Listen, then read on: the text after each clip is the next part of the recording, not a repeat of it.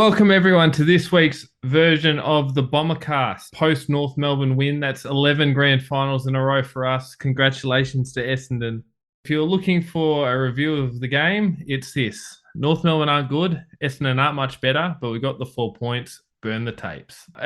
And from that, what we're going to do now is actually just going to look forward not only to this week, but we're going to look forward to the draft in a couple of months' time, which is amazing that it's so close. But I've got with me here not regular co-host Bonson, but resident big footy draft expert and GWS tragic PMBangers. Bangers, how are you, mate? Thanks for joining us.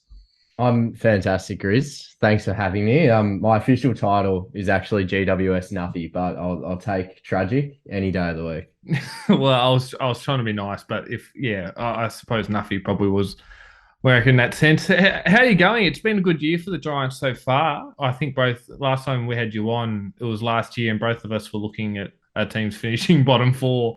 But both teams down the edge today. It's been a good year for the Giants. Yeah, it has been, and it's been a pretty good year for Essendon as well, from what I've seen. I'm just hoping that this week's game is a little bit better than the last game that we played at Marvel, because my God, if I have to sit through that many behinds in a row again, I don't know.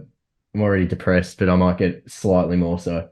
Yeah, well, the last time we played you up in Sydney, we got a bit of a touch up, and then our coach was sacked 2 weeks later. So, and then unsacked, and there was a whole schmozzle. So, who knows? We don't want it to end up like that anyway. But the football's sort of secondary to the purpose of this conversation, I think, in the sense that we've got you on the talk draft. Now, obviously, you're one of the resident draft experts on Big Footy. You have a thread which is pretty well populated. And so we just wanted to chat to you, noting that I don't think sort of either team are looking towards premiership fancies at this point, and probably starting to look towards the off season. I just wanted to start, Bangers, and we'll get into some more specific questions in a minute.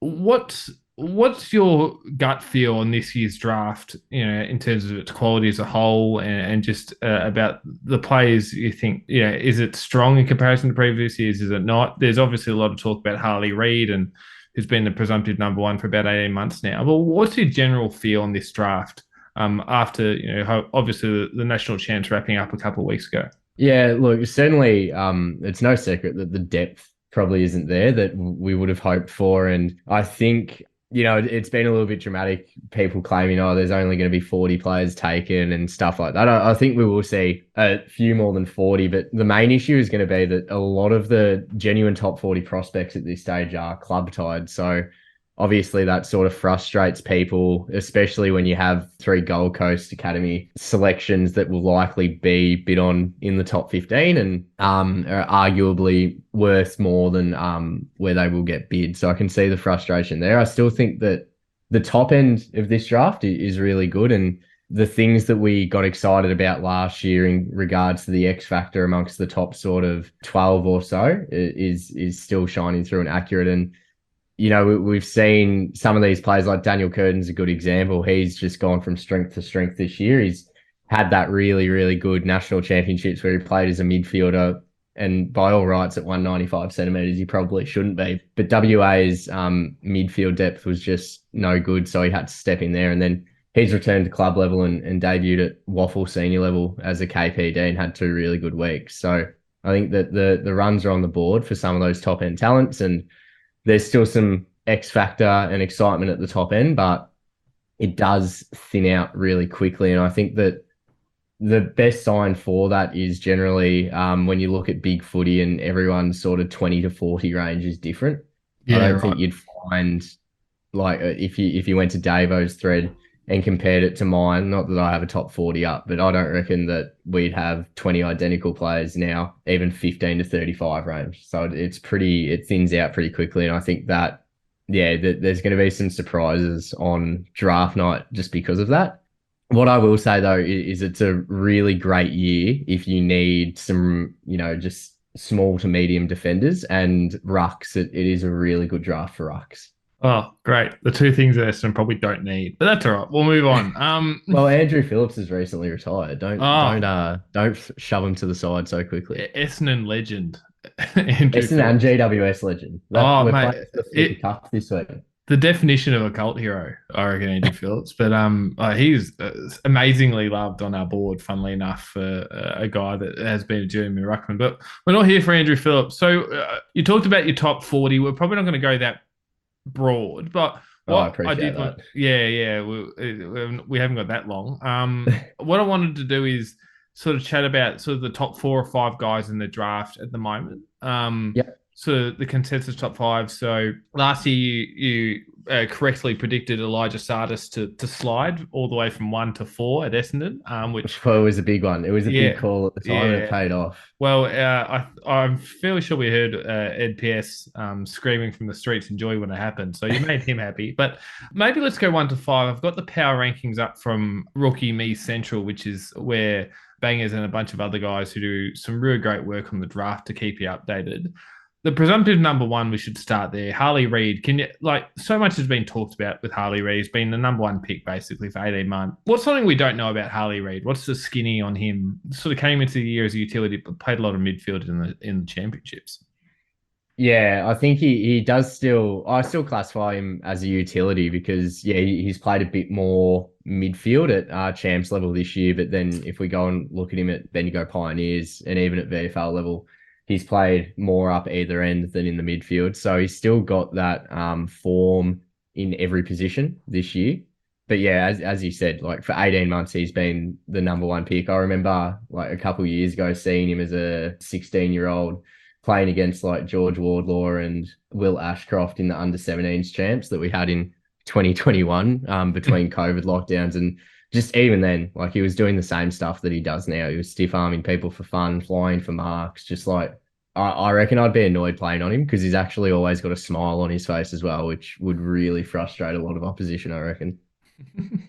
Yeah, and I suppose, we won't talk too much about Harley Reid because I think it's probably really understandable, at least for Essendon. GWS might be in a chance with a couple of first round picks. There's been a lot of talk about, him being a Victorian boy and West Coast having number 1 pick presumptively at the moment. I won't ask you how much he's worth because I feel like if you get, it's a bit like a house auction. You get 2 teams bidding, who knows how high that price goes. But I suppose, to carry on the house buying analogy, if you're the real estate agent for the West Coast and you're selling the number 1 pick, what's your reserve? So what do you think the minimum West Coast should be? If they do even want to entertain, they might decide Harley Reid's they good, they don't even want to bother. But if a trade was to happen, what's the minimum for that number 1 pick presumptively being Harley Reid? And speak generally. Yeah, I think like 1 top 5 pick and 1 top 10 pick. So Yep. like the 2 first rounders, that'd be the minimum, I'd say. And you mentioned elite young talent like Nick Martin. I think it'd just probably depend on what player is being offered up as Yep. to which one of those 2 first rounders you'd give up. But I think if West Coast were to trade back, just this is me, a hypothesis, not an actual set in stone concrete thing, but I think that they'd be looking at getting in like Curtin as a WA boy makes sense and as a tall defender that they can sort of build their future around. And then like a McKercher or a Dersma or even a Sanders, like guys that can be that midfield pillar, I guess, heading into the future and wax along with Jinby and Hewitt in the future. Like if they could set themselves up with 2 of those players realistically with the picks that they get for trading pick 1, then they might entertain it. But look, ultimately, at the end of the day, I think if I was in their shoes, I'd just hold pick 1 and take Harley. Yeah, I think that's probably the consensus a lot at the moment in the media is just you take the guy that's good, that is that good. We'll probably fly through the next. The next one's one of those academy leaked players you talked about, Jed Walter, big bustling key forward, looks like a man child in the Coates Talent League, I think it's called now, in its in its 1000th iteration. The old we've been calling it Talent League just to make it easy. Yeah. So bit of a man child. I suppose my question is, he's presumptive number 2 at the moment. How much do you think his output at the moment, and it is significant, it's about 4.5, 5 goals a game in the Talent League. How much of that is just being bigger than his opposition, or do you think he's got the talent to mix it? And if he wasn't sort of team tied, do you think he's a number 1 sort of prospect at this point? So yeah, heading into this year, I was really hesitant to go, high on Walter. I think I sort of said like, oh, who knows? I need to watch him more, but he could just be a man child. But yeah, this year has just proven that it's not the case. Like he's really good at getting separation on the lead, just purely through speed. But then when you combine it with his physicality as well, he's nearly unstoppable one on one, which we saw throughout the championships. It was probably only Ollie Murphy that half shut him down. But even then, like I think it's probably a bit generous towards Murphy saying that. But yeah, I think the Gold Coast tie is very favourable towards them because just given the weight that people put on tall forwards, particularly in the modern game, a tall forward like Walter, who is really fit and can get up the ground and finds ways to consistently get involved, even if there's not consistent delivery inside 50. Like, I think those key forwards are probably the types that you're going to see slowly take over the AFL. And he'd be a pick one contender for sure. But yeah, as we've seen in the past, it's probably unlikely he does get bid on pick one just because of that academy tie. And he might even slip to sort of 3 or 4. Yeah, right. Well, that's a shame for whoever's picking after West Coast, I suppose. Number 3, I've got here Colby McKercher. This is just from your 10th of August updates on your power rankings. Yeah. Another Allies pick, and we'll get to this in a minute. The Allies seem to have had a great year. Obviously, I think clean swept the champs. Yeah. A real classy type. So I read someone compared him to a Zach Merritt, which Essendon fans would obviously know well. Tell us more about Colby McKercher. Yeah, it's weird that you've got a genuine top 3 prospect that's gone almost under the radar for the last couple of months, like Colby has. But yeah, he's just been phenomenal this year, really. And he broke out, and maybe it's because of his consistency, which is at a really high level that people have almost forgotten about him in a sense, because he's just that, averages low 30s per game possessions for a midfielder. And with his speed and his kicking, he can break lines really well, particularly when he gets out in space. But he is quite good around stoppages still and in contested situations. Like he's not a massive body or anything, but he holds his own. And I think that versatility to balance his inside and outside game is going to be really valuable heading into the next level. And yeah, like you said, the Zach Merritt comparison, he's probably a little bit quicker, but not as damaging as a kick, which, I mean, you'd probably take that payoff in the long run. And yeah, like I think it'll be interesting to see with him and probably the other Tasmanian prospects in general across the draft, whether maybe they do slide just due to clubs being a bit wary of Tasmania coming into the competition in 5 or so years. But Colby's, he's just going to be that, I think, set and forget midfielder. Like, mentioned it before with West Coast. He could be someone that waxes really well with a Jinby as more of that receiver from the first possession winner from stoppage. And especially if he sort of figures out how to involve his right side of the body a bit more throughout games, he's going to be a really damaging player. Cool. So we'll fly through the next 2 a bit quicker. Nick Watson, probably the other really well-known prospect, a genuinely small forward, nicknamed the Wizard, I think, from Kalatumi. What's the skinny on Nick, and do you think his size is going to be a limiting factor on his draft range come draft night, just being the 170 centimeters and 67 kilos? I think it's so hard with Nick. Like he is, and I say this with absolute confidence, there's no doubt in my mind that purely on talent, he is the best player in this draft. Like the things that he can do with the footy and like just his sense of the game and his athleticism, when you combine it all, it's and taking height out of consideration, like it's so almost mouth-watering for recruiters and fans alike. That's a bit of a weird way to describe it, but anyway, like I think his size might be a limiting factor on his draft range. Looking at it, I think that, as and we've seen the last few weeks, Zane Dersmer and Curtin and even,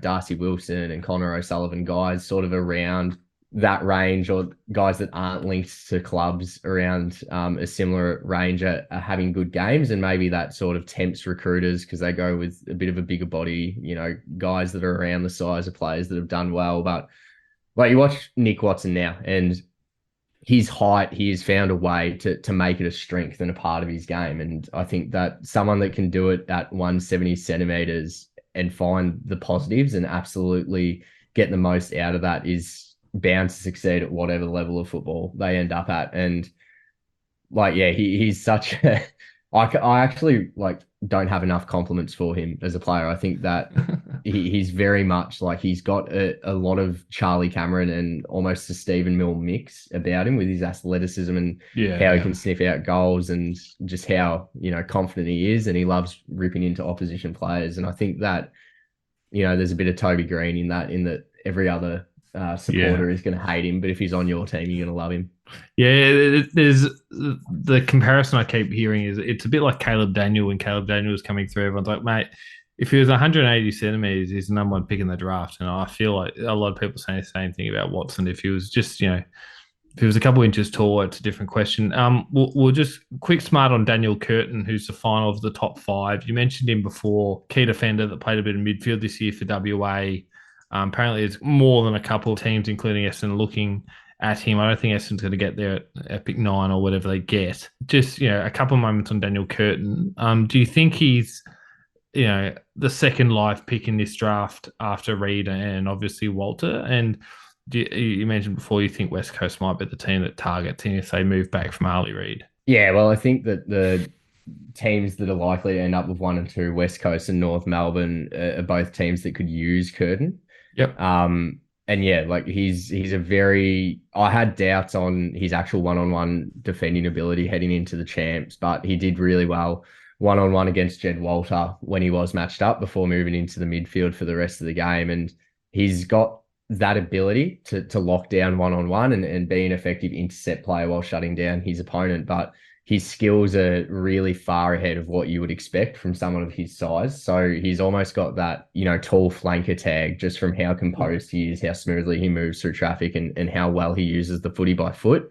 And yeah, like I think that he could be a genuine pillar, and he's one that I hope, like just looking from a GWS point of view, like if we traded up, I'd love to have him combined with Sam Taylor for, 10 plus years, because I think he's got that. Who's a good comparison? Maybe Tom Stewart ability, but a little bit taller. So, that ability to shut down, intercept, create, run with the ball. He's just a very all-round solid defender. Well, all right. No wonder so many clubs are interested. You're talking before about the sort of depth of this draft. One thing that draft fans and football fans always like to ask is about tiers, or different sort of brackets of players in terms of trading up and down. How would you classify the tiers in this draft?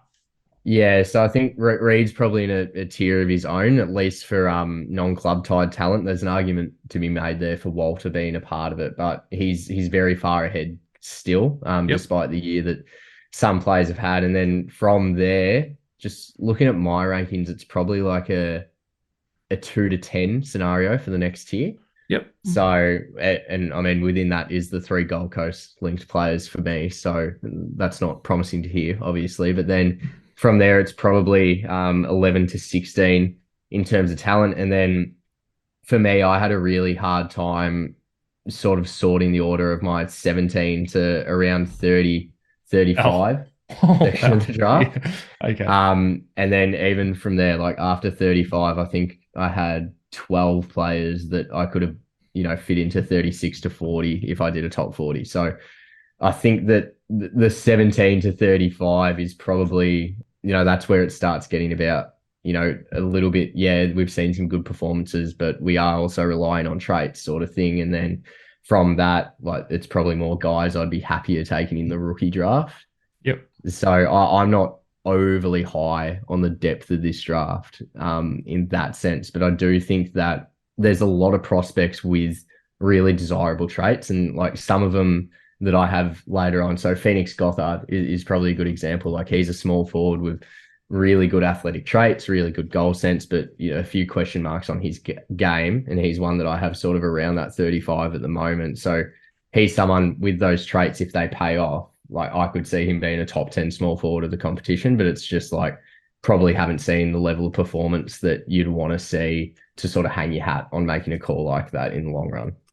Yeah, and I think generally that tier from 15 to 30, that's where the bolters and the sliders come from basically after the combine, isn't it? So you get your top sort of rung of prospects that teams don't really want to trade out of. And then after that point, depending on how you go at the combine, teams start looking at traits and and size and just betting on that. And it'll be interesting because I think there's quite a few, like you said, there's going to be a lot of academy and father-son guys. Matthew Croft, I think, is a father-son of the Bulldogs. I don't know what they're feeding their players, that all their former players are having these 200 centimeter freak athlete sons. But if we had a drug saga that needed investigated, they need to check what they're feeding the chicken feeding their chickens at Western Bulldogs. But I suppose in that sense, a lot of those picks that are in later on are going to crunch up, which is just going to give you a higher level of variability. So you had a mock draft come out, which we appreciate because we know you're notorious for not liking to do them, just because. I'm glad that people have started figuring that out. Yeah, and I understand why, because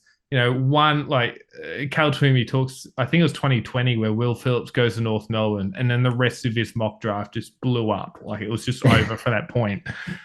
So you can't really predict that sort of stuff happening. But in your latest one, which I think you did Sunday night, which was very fortuitous for this pod, you had Nate Caddy going to Essendon. Now that will excite some, especially those who remember his uncle, I think it was Josh, almost getting traded to Essendon back in the day. Tell us about Nate Caddy and why you think there's a chance he might slide. And I use slide in loose terms. You're still going pick 11 in your mock draft. That's pretty high. But tell us about Nate Caddy and why you mocked him to Essendon there. Yeah, so I guess Nate, as a player, like he's sort of your traditional, well, not traditional because he's got a lot of good athletic traits, and he's sort of another one that has shown a capacity to move up the ground and even impact through centre stoppages and then play as a forward from there. But like he's got a lot of lead up forward traits within his game, and his strength probably is that ability to gain separation on the lead and take marks out in front, because he's got I know it's a weird buzzword going around on BigFooty now relating to draft prospects, but he's got a really good wingspan. So that probably helps him despite being 192 centimeters. But I just think that his set shot routine in particular, but his kicking in general definitely needs some work heading into the top level. And I'm probably not the biggest fan of his body language at times on field. Like if he doesn't get used for a lead, which he clearly feels like he should have, he can be quite vocal about that with his teammates, and he's just, and it could just be him being in the game. I don't want to be coming across as taking a shot at the kid or anything, but yeah. Like I think things like that, like clubs will be asking more about and trying to figure out what's going on there.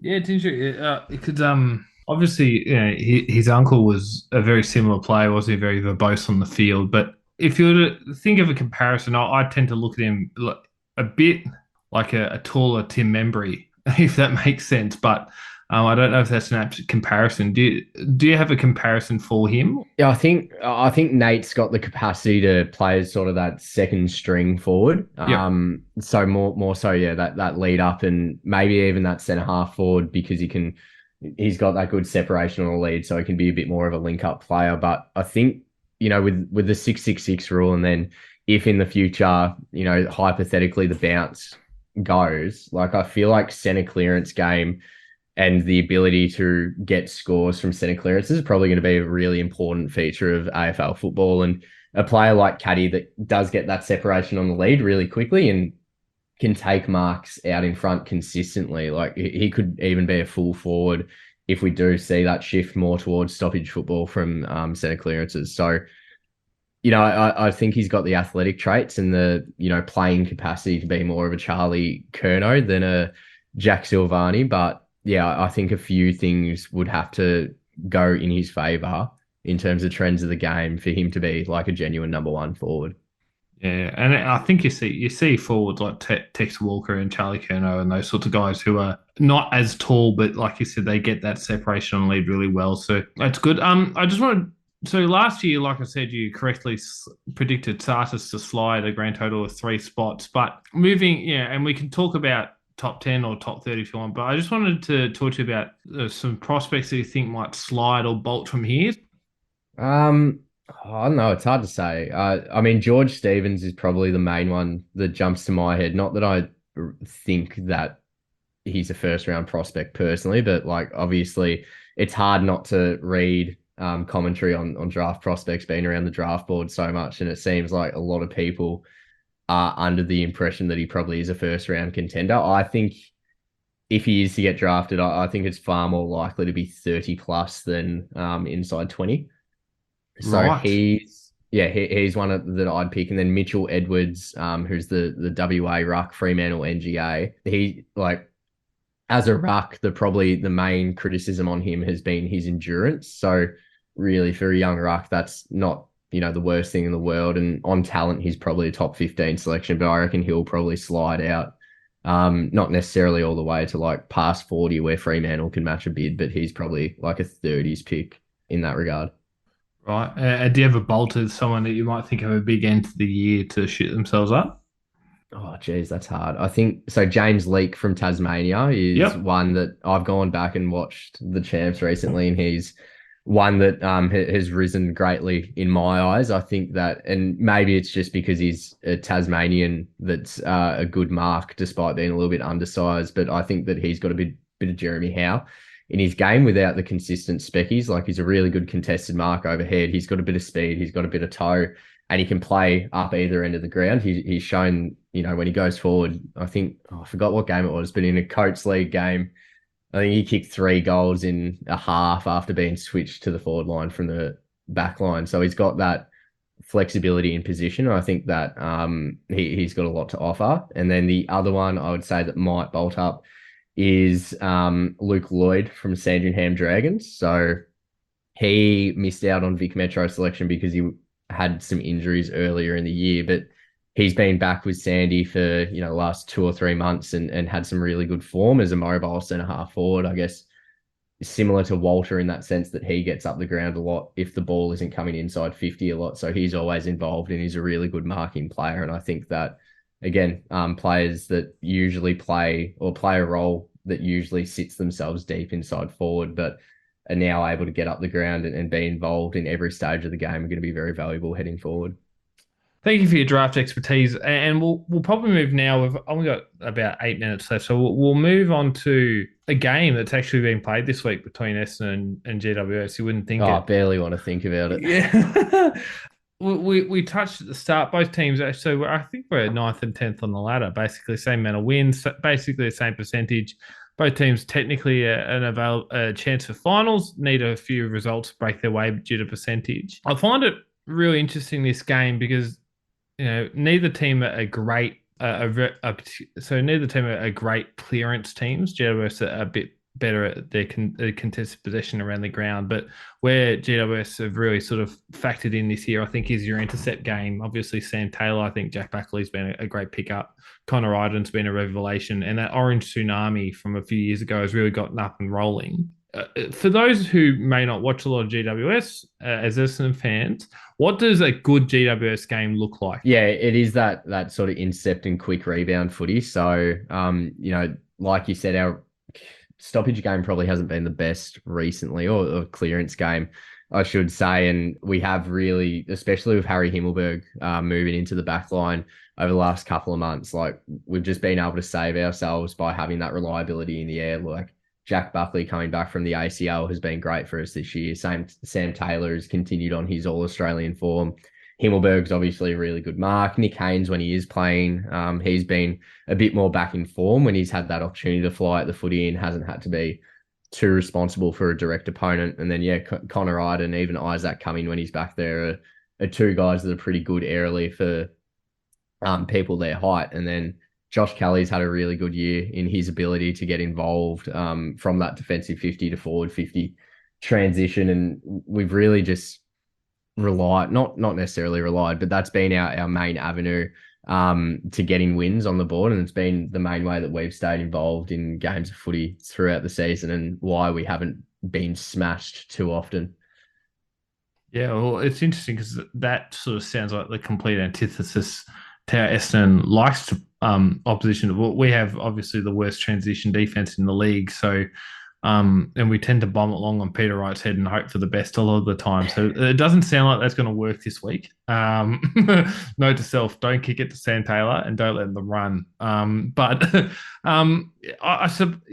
be interesting to see because I think both teams, when they win the centre clearances, tend to do pretty well, as any team does with the 6-6-6. But I think particularly Essendon, their inability to defend transition will mean that if we can't make the most of our inside 50s, GWS are just going to walk it out. And we see, if you give GWS that rolling sort of tidal wave off half-back. They're hard to stop. I suppose the next question I want to ask you is, going forward for this game, what do you think is going to be the key determining factor in this match in terms of either stopping GWS or stopping Essendon ahead of this week?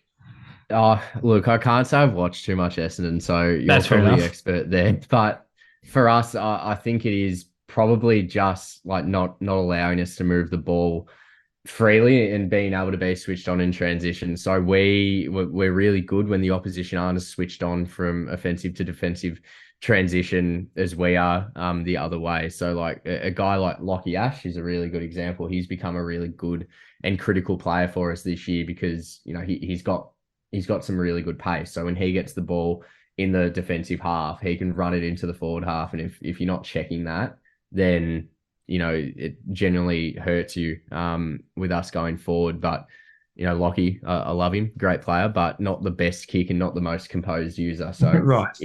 If he wins the footy or he gets the footy, turns around and he sees that like, oh shit, my down the line option's cut off. I don't have an inside 45. I can't switch kick it. Then, you know, he panics. And that's sort of a thing that goes throughout our entire team, is that we can panic a lot when our options are sort of cut off and our clear path forward isn't there. So I think that'll probably be what it is. And obviously, like, probably shutting down Kieran Briggs, as weird as it sounds, like he's become a very vital player for us with his ability to create contests down the line and how good he's been in the ruck, and, you know, how he can just physically bully opposition ruck. So I think, like, you know, is Draper injured? Is he going to play? Well, I think he's a chance to return. I tend to think that we play better with Draper. This will be, I think, the team that scored, so something like 68 or 70%, around that number of scores in the AFL tend to come off turnover. And I think this is going to be one of those ones where Essendon likes to pick the ball off and go. Mason Redman, Andrew McGrath, halfback. Jordan Moodley's not playing, but I think, you know, we play that more intercept style. Whichever team sort of can make the opposition pay off intercept, particularly intercepts not in the defensive 50, but closer to sort of the true centre half back area.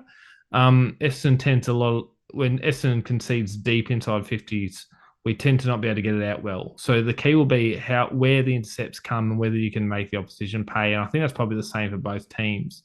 And for Essendon, it's just going to be not kicking it to Sam Taylor. And that sounds really really obvious, but you would have thought Ben Mackay had already started playing for Essendon last week. We couldn't not kick it to him. The week before, we were kicking it to Jeremy McCovern every second time we went inside 50. Like, if we do that to Sam Taylor, it's lights out. He's better than both of those players. And so that will be the key. It'll be which team can get their intercept game going the best and which team can make the most of it in terms of scoring. Draper might be in, and if he does, he's going to be undercooked. We're probably going to bring in 2 rucks, which probably just adds an extra runner in there for GWS anyway, which will be interesting. Yeah, well, especially with us, you know, really only playing Briggs as the solo ruck recently, and then rolling a Himmelberg through there. Like, I think that might work in our favour. Yeah, I think the running power of GWS might be a bit much if we have to carry 2 ruckmen. So we haven't got much time left. So what we normally do to finish the pod is a tip, a prediction in terms of the margin, and a crazy prediction for the game. So I'll start off with to give you an idea. So I'm tipping GWS. I'm tipping them by 11 points up in Sydney. And I think that Sam Taylor breaks the intercept mark record for a game. Okay. I'll tip GWS as well by 24 points. That feels too round, but I'm not taking it back now. And then I'll say we'll have, 5 players with over 35 disposals. Jesus. All right. Well, that would be a big win. Thank you, Bangers, again for jumping on. We appreciate you joining us for this week. Oh, thank you. Thanks for having me. No worries. You can catch PMBangers at BigFooty and also at Rookie Me Central.